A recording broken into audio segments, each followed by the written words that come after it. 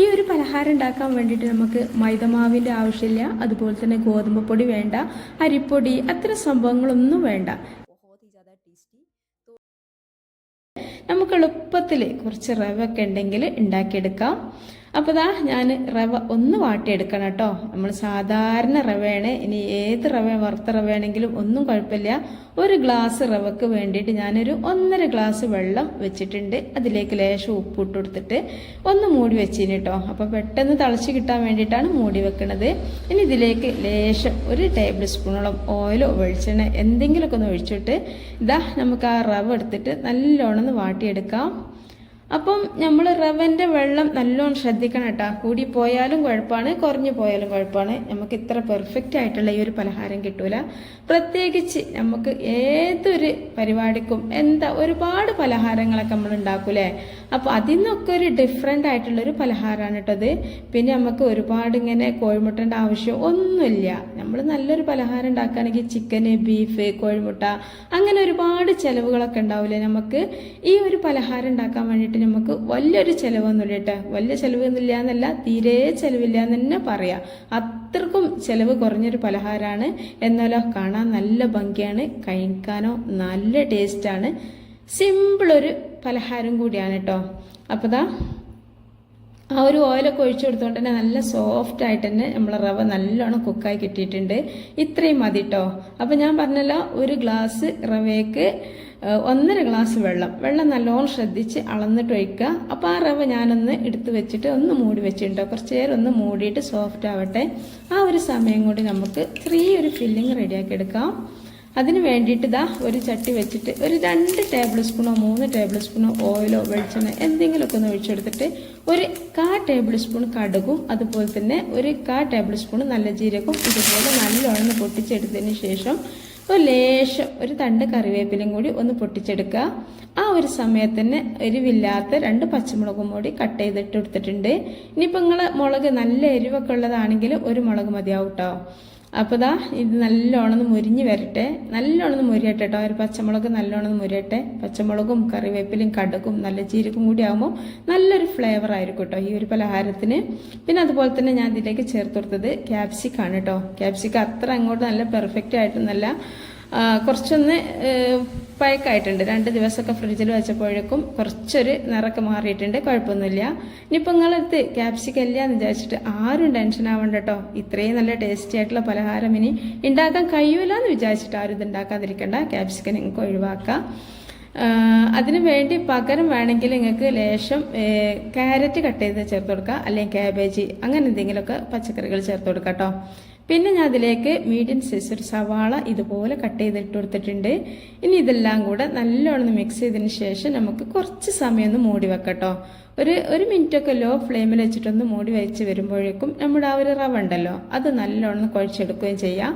അപ്പം എന്താ വെച്ചാൽ റവ വാട്ടിക്കഴിഞ്ഞാൽ നമുക്ക് വേഗം ഈ ഒരു പണി ചെയ്താൽ നമുക്ക് ഇതൊന്ന് നല്ലോണം വാടി കിട്ടുകയും ചെയ്യും. അപ്പോൾ റവ നല്ലോണം സോഫ്റ്റ് ആവുകയും ചെയ്യും. അപ്പം അങ്ങനെ ചെയ്യണേ. അപ്പോൾ ഇതാ ഞാൻ റവൊക്കെ നല്ലോണം കുഴച്ച് വെച്ചിട്ടുണ്ട് കേട്ടോ. ഇനി നമുക്ക് ലാസ്റ്റ് കാണിച്ചു തരാം റവ കുഴച്ചത്. ഇപ്പോൾ എന്താ വെച്ചാൽ ഞാൻ വീഡിയോ എടുത്തിട്ടില്ല, വേഗം അങ്ങോട്ട് കുഴച്ചതാണ്. കാരണം ഈ ക്യാമറ അങ്ങോട്ടും ഇങ്ങോട്ടൊക്കെ മാറ്റാൻ തന്നെ കുറച്ച് സമയം വേണം. അപ്പോഴേക്കും നമ്മളിതൊക്കെ കാര്യം വിചാരിച്ചിട്ടാണ് കേട്ടോ. അപ്പോൾ ഇതൊക്കെ നല്ലോണം സോഫ്റ്റായി നല്ലൊരു സ്മെല്ലൊക്കെ വരുന്നുണ്ട്. ഇപ്പം ആ ഒരു ടൈമിൽ ഞാൻ അതിലേക്ക് ചേർത്തെടുത്തൊരു 1.5 ടേബിൾ സ്പൂണ് ചിക്കൻ മസാലയാണ് കേട്ടോ. നിങ്ങളടുത്ത് ചിക്കൻ മസാല ഇല്ല എന്നുണ്ടെങ്കിൽ ഒരു 1/4 ടേബിൾ സ്പൂണ് ഗരം മസാല കൂടി ചേർത്തെടുക്കാം.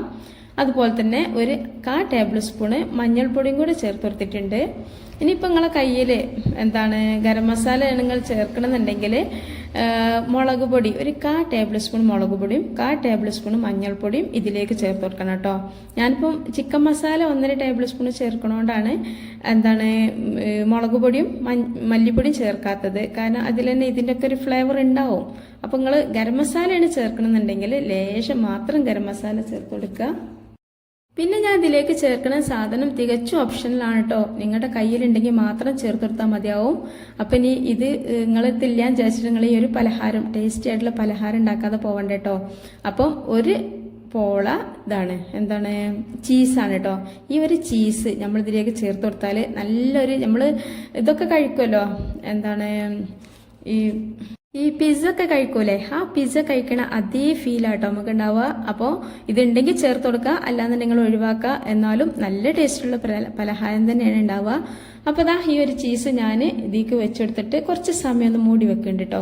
അങ്ങനെ കുറച്ച് സമയം ഒന്ന് മൂടി വെച്ചിട്ട് തുറന്ന് നോക്കുമ്പോൾ ഇത് നല്ലോണം ദാ ഉരുകിയൊക്കെ വന്നിട്ടുണ്ട്. ഇതാ നമ്മളിപ്പോൾ ചീസ് ഇതൊക്കെ പിസ്സ ഒക്കെ ഇങ്ങനെ വലിക്കുമ്പോൾ അതുപോലെ ഒരു വലിവുണ്ടാവുമല്ലോ, അതുപോലെ വലിഞ്ഞ് കിട്ടുന്നുണ്ട് കേട്ടോ. പക്ഷെ നമ്മളിത് നല്ലോണം മിക്സ് ചെയ്തിട്ട് ഒന്ന് മൂടി വെക്കുകയാണ് ചെയ്യണത്. അപ്പോൾ നല്ലൊരു ഫ്ലേവറുള്ള നല്ലൊരു ഫില്ലിംഗ് ആണ് കേട്ടോ ഇപ്പോൾ ഇവിടെ റെഡി ആക്കിയിട്ടുള്ളത്. അപ്പോൾ ഇതിൽ നിങ്ങൾക്ക് വേണമെന്നുണ്ടെങ്കിൽ ഒഴിവാക്കേണ്ട കുറച്ച് സാധനങ്ങളൊക്കെ ഉണ്ട്. കാരണം നമ്മളെ വീട്ടിൽ എപ്പോഴും എല്ലാം ഉണ്ടാവില്ല. അപ്പോൾ അതുകൊണ്ട് തന്നെ എല്ലാം ഉള്ള ആളുകൾക്ക് മാത്രം ഈ ഒരു പിസ്സ സ്റ്റൈലിൽ നിങ്ങൾക്ക് ഉണ്ടാക്കാം. അതല്ലാന്നുണ്ടെങ്കിൽ നിങ്ങൾക്ക് ഈ ഒരു ചീസ് ഒഴിവാക്കിയിട്ട് നല്ല ഹെൽത്തി ആയിട്ടുള്ള നല്ല ടേസ്റ്റി ആയിട്ടുള്ളൊരു പലഹാരം ഉണ്ടാക്കിയെടുക്കുകയും ചെയ്യാം. അപ്പോൾ രണ്ട് രീതിയിൽ നിങ്ങൾക്ക് വേണമെങ്കിൽ ചെയ്യാം. അതൊക്കെ നിങ്ങളുടെ ഇഷ്ടം. ഏതായാലും അതൊക്കെ റെഡിയാക്കി ഞാൻ ഇങ്ങോട്ട് മാറ്റി വെച്ചിട്ടുണ്ട്. ഇനി നമ്മൾ നേരത്തെ ഇതാക്കി വെച്ചിനല്ലോ റവ നല്ലോണം ഒന്ന് കുഴച്ച് വെച്ചിന് കേട്ടോ. അത്യാവശ്യം നന്നാക്കി തന്നെ കുഴച്ചെടുക്കണം.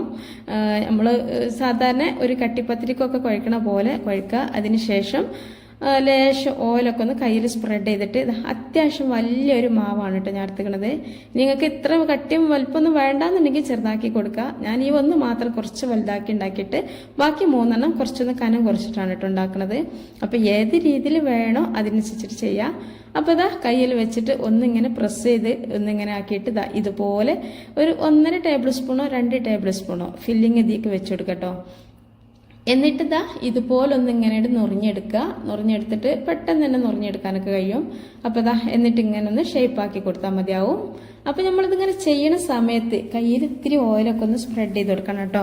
അപ്പോഴാണ് ഇത് ശരിക്കും നമ്മളെ കയ്യിലൊന്നും ഒട്ടാതിരിക്കുള്ളൂ. പിന്നെ അങ്ങനെ ഒരുപാട് ഒട്ടിപ്പിടിക്കുന്ന സംഭവമൊന്നുമില്ല. നമ്മളിത് കുഴക്കണ സമയത്തും വാട്ടണ സമയത്തും ഒക്കെ ലേശം ഓയിൽ ചേർത്ത് കൊടുത്തിട്ടുണ്ടല്ലോ. ഏതായാലും ഇനിയിപ്പോൾ ഒരു 4 ആണ് കേട്ടോ ഉണ്ടാക്കണത്. ഈ ഒരു ഗ്ലാസ് റവ വെച്ചിട്ട് 4 ഉണ്ടാക്കുക. പക്ഷെ ഒരു കാര്യം, 1 മതി കേട്ടോ. 2 കഴിക്കാൻ വേണ്ടിയിട്ട് 1 കട്ട് ചെയ്താൽ തന്നെ നല്ല ടേസ്റ്റുമാണ്. പിന്നെ നിങ്ങൾക്ക് ഇതിൽ ചീസ് ഒഴിവാക്കുക, അതുപോലെ തന്നെ ക്യാപ്സിക്കം വേണമെങ്കിൽ ഒഴിവാക്കുക. ബാക്കിയെല്ലാം ഉണ്ടായിക്കോട്ടെ. ഉള്ളിയൊക്കെ നമ്മളെ എല്ലാവരും വീട്ടിലും എപ്പോഴും ഉണ്ടാകണല്ലേ. പിന്നെ ഇതിലേക്ക് തക്കാളി ഒന്നും ചേർക്കണ്ട കേട്ടോ. തക്കാളി, വെളുത്തുള്ളി, ഇഞ്ചി പേസ്റ്റ് ഒന്നും വേണ്ട. അപ്പോൾ ഞാൻ 4 ഇങ്ങനെ ചെയ്തിട്ടുണ്ട് കേട്ടോ. ഇനി അപ്പോൾ നിങ്ങൾ കണ്ടില്ലേ, നല്ല എളുപ്പമല്ലേ, നല്ല എളുപ്പമാണ് കേട്ടോ ഉണ്ടാക്കാൻ വേണ്ടിയിട്ട്. അപ്പോൾ ഇനി നമുക്കിതൊന്ന് ഒരു ഡിസൈൻ ചെയ്തെടുക്കാം. കാരണം വേണമെങ്കിൽ ചെയ്താൽ മതി. അപ്പോൾ എന്താ വെച്ചാൽ നമുക്ക് നല്ല ഈസി ആണെങ്കിലും നല്ല ചിലവ് കുറഞ്ഞ പലഹാരമാണെങ്കിലും ഇതൊരു മോഡലാക്കി വെക്കുമ്പോൾ ആർക്കാരും ഒന്ന് ഇഷ്ടമാവും കേട്ടോ. അപ്പം മോഡൽ ചെയ്യാൻ വേണ്ടിയിട്ട് വലിയൊരു നയിപ്പൊന്നുമില്ല. അങ്ങനെ ഒരു കത്രിക എടുത്തിട്ട് ഇതുപോലൊന്ന് ഞാൻ കാണിക്കണ പോലെ ഒന്ന് ഇങ്ങനെ വെച്ചെടുത്താൽ മതി. പക്ഷേ ഇത് നല്ലൊരു ഇതളായിട്ടായിരിക്കട്ടെ ഒരു പലഹാരം ഉണ്ടാവുക. നിങ്ങൾക്കത് കാണുന്നുണ്ടോ, എത്രത്തോളം കാണുന്നുണ്ടോ എന്ന് എനിക്കറിയില്ല. ഏതായാലും ശരിക്കും ഒന്നിങ്ങനെ കാണിച്ചു തരാം കേട്ടോ. ക്യാമറൻ്റെ അടുത്തേക്ക് കൊണ്ടുവന്നിട്ട് നല്ലൊരു ഇതളായിട്ടാട്ടോ നിൽക്കണത്. കാണില്ലേ? എപ്പോൾ കാണുന്നുണ്ടാവും അല്ലേ? നല്ല ഭംഗിയുണ്ട് കേട്ടോ കാണാൻ വേണ്ടിയിട്ട്. കത്രിക കൊണ്ട് ഞാൻ ഇപ്പോൾ ചെയ്തതുപോലെ ഇങ്ങനെ അടിക്ക് ഇങ്ങനെ ഒന്ന് വലിച്ചെടുത്താൽ മതിയാവും. നല്ല അടിപൊളി പലഹാരമാണ് കേട്ടോ. നിങ്ങൾക്കിപ്പോൾ കണ്ടപ്പോൾ തന്നെ മനസ്സിലായില്ലേ, വലിയൊരു ചിലവൊന്നുമില്ല. നമ്മളെ വീട്ടിലുള്ള സംഭവങ്ങൾ വെച്ചിട്ടാണ്. അപ്പോൾ ഒന്ന് ഇവിടെ റെഡിയാക്കി എടുത്തിട്ടുണ്ട്. രണ്ടാമത്തെ ഇതുപോലെ ഒന്ന് പെട്ടെന്ന് റെഡിയാക്കി എടുക്കട്ടോ. ഇതൊക്കെ നിങ്ങൾക്ക് വേണമെങ്കിൽ മാത്രം ചെയ്താൽ മതി. ഇതൊക്കെ ഓപ്ഷണലാണ്. നമുക്ക് തിരക്കിട്ട സമയത്തൊക്കെ ചെയ്യാൻ കഴിയണില്ല എന്നുണ്ടെങ്കിൽ ഒഴിവാക്കട്ടോ. അപ്പം ഞാൻ 2 അങ്ങനെ ചെയ്തിട്ടുള്ളൂ. അപ്പം നിങ്ങൾക്ക് നല്ല ക്ലിയർ ആവാൻ വേണ്ടിയിട്ട് ഒരു ബ്ലാക്ക് പാത്രത്തിൽ ഇട്ട് നോക്കിയതാണ്. നിങ്ങൾക്ക് എത്രത്തോളം കാണുന്നുണ്ടോ എന്ന് അറിയില്ലല്ലോ. അപ്പോൾ അങ്ങനെ 2 ഞാൻ ഡിസൈൻ ചെയ്തെടുത്തിട്ടുണ്ട്. പക്ഷെ 2 ഞാൻ ചെയ്തിട്ടില്ല കേട്ടോ. അപ്പോൾ ഇനി നമുക്കിത് ഒന്ന് ഫ്രൈ ചെയ്തെടുക്കണം കേട്ടോ. എണ്ണ കുടിക്കണ പ്രശ്നമൊന്നുമില്ല, എണ്ണ ഒന്നും കുടിക്കൂല. അതുപോലെ തന്നെ പൊട്ടിപ്പോകുന്നുള്ള പ്രശ്നമില്ല. ചില പലഹാരങ്ങളൊക്കെ നമ്മൾ ഉണ്ടാക്കുമ്പോൾ ഫ്ലോപ്പ് ആവണ ഒരു പ്രശ്നമാണല്ലോ അല്ലേ. ചിലവരൊക്കെ പറയാറുണ്ട് എന്തെങ്കിലുമൊക്കെ ഉണ്ടാക്കാൻ പേടിയാണ്. കാരണം അത് അതിന്മേലും പണി കിട്ടും, പണിയാവും, പിന്നെ ഒന്നും നടക്കൂല, വീട്ടിലൊരു ജോലി നടക്കൂല എന്നൊക്കെ പറയുന്ന ഒരുപാട് പേരുണ്ട് കേട്ടോ. അങ്ങനത്തെ ആളുകൾക്ക് പേടിക്കാതെ ഉണ്ടാക്കാൻ പറ്റുന്ന നല്ലൊരു പലഹാരമാണിത്. അപ്പോൾ ഞാൻ കുറച്ച് ഓയിൽ ഒരു ചട്ടിയിൽ ഒഴിച്ചെടുത്തിട്ട് നല്ല ഹൈ ഫ്ലെയിമിൽ ഇട്ടിട്ട് നല്ലോണം ഓയിൽ തളിച്ചതിന് ശേഷം ഞാൻ ഈ 4 ഇതിലേക്ക് ഇട്ടെടുത്തിട്ട് ഒരു സൈഡ് ഒന്ന് കുക്കായി വന്നപ്പോൾ ബാക്കി സൈഡും ഒന്ന് കുക്കാക്കി എടുക്കുന്നുണ്ട് കേട്ടോ. അപ്പോൾ ഇത് ലോ ഫ്ലെയിമിലേക്ക് നിങ്ങൾ ഒരിക്കലും വെക്കേണ്ട. കാരണം ഇതിലുള്ളിൽ ഫില്ലിങ്ങും നല്ല ഇതായിട്ടുണ്ട്. നല്ലോണം വെന്തതാണല്ലോ. പിന്നെ അതുപോലെ തന്നെ ഇതിൻ്റെ പുറം ഭാഗത്തുള്ള റവ അതും നമ്മൾ നല്ലോണം വാട്ടിയെടുത്തല്ലേ, അപ്പോൾ അതിൻ്റെ വേവും കഴിഞ്ഞിട്ടുണ്ട്. ഇനി നമുക്കിതൊന്ന് മുരിഞ്ഞ് കിട്ടുക എന്നുള്ളതാണ്. മുരിഞ്ഞ് കിട്ടും വേണം, നല്ലൊരു ഭംഗിയും വേണം. അതിന് വേണ്ടിയിട്ടാണ് ഒന്ന് എണ്ണയിലിട്ടിട്ട് ഒന്ന് പൊരിച്ചെടുക്കുന്നത്. അപ്പോൾ എന്തായാലും നിങ്ങളിത് ഉണ്ടാക്കി നോക്കണം. നല്ല കണ്ടാൽ തന്നെ എന്ത് ഭംഗിയുണ്ടല്ലേ, നല്ല ഉണ്ട പക്രുവാണ് കേട്ടോ, നല്ല ഉണ്ട പക്രുവാണ്. ഞാൻ ഇതൊന്ന് കട്ട് ചെയ്ത് അതിൻ്റെ അടിഭാഗമൊക്കെ നല്ല ഭംഗിയുണ്ട് കാണാൻ. അപ്പോൾ ഞാനൊരു സൈഡ് കേട്ടോ ഭംഗിയാക്കിയിട്ടുള്ളൂ. വേണമെങ്കിൽ 2 സൈഡ് ഇതുപോലെ ഡിസൈൻ ചെയ്തെടുക്കുക, പക്ഷെ ഒരു സൈഡാണ് നല്ലത് ചെയ്യാൻ.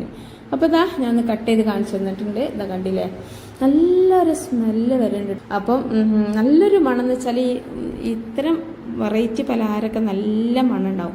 അപ്പോൾ ഇതിപ്പോൾ കണ്ടാൽ എന്താണ് ഒരു ബ്രെഡ് പോക്കറ്റ് പോലൊക്കെ അല്ലേ, പക്ഷേ ബ്രെഡ് പോക്കറ്റൊക്കെ ഉണ്ടാക്കാൻ വലിയ പ്രയാസമാണ്. പക്ഷേ ഇതുണ്ടാക്കാൻ ഒരു പ്രയാസമുണ്ട് കേട്ടോ, പ്രയാസവും ഇല്ല കേട്ടോ. നല്ല ഭംഗിയുണ്ട് കാണാൻ, അതുപോലെ തന്നെ കഴിക്കാൻ നല്ല ഇഷ്ടമാണ്. അതുകൊണ്ട് തന്നെ നിങ്ങളോട് പറയാൻ പോകണമെന്ന് വെച്ചാൽ, നിങ്ങൾ ലൈക്ക് ചെയ്യാൻ മറന്ന കൂട്ടുകാരൊക്കെ ഉണ്ടെങ്കിൽ, ഞാൻ എന്നും വിചാരിക്കും നിങ്ങളോട് ഫസ്റ്റ് തന്നെ ലൈക്ക് ചെയ്യാൻ പറയണമെന്ന്, പക്ഷേ ഞാൻ മറന്നു പോവാണ് കേട്ടോ. അപ്പോൾ അതുകൊണ്ട് നിങ്ങൾ മറക്കരുത്. ലൈക്ക് ചെയ്യാൻ മറന്ന കൂട്ടുകാരൊക്കെ ഉണ്ടെങ്കിൽ പ്ലീസ് ഒന്ന് ലൈക്ക് ചെയ്തിട്ട് സപ്പോർട്ട് ചെയ്യണം. ഇനി അടുത്ത വീഡിയോ ആയിട്ട് വരാം. അതുവരെ നമ്മുടെ എല്ലാ കൂട്ടുകാർക്കും അസ്സലാമു അലൈക്കും.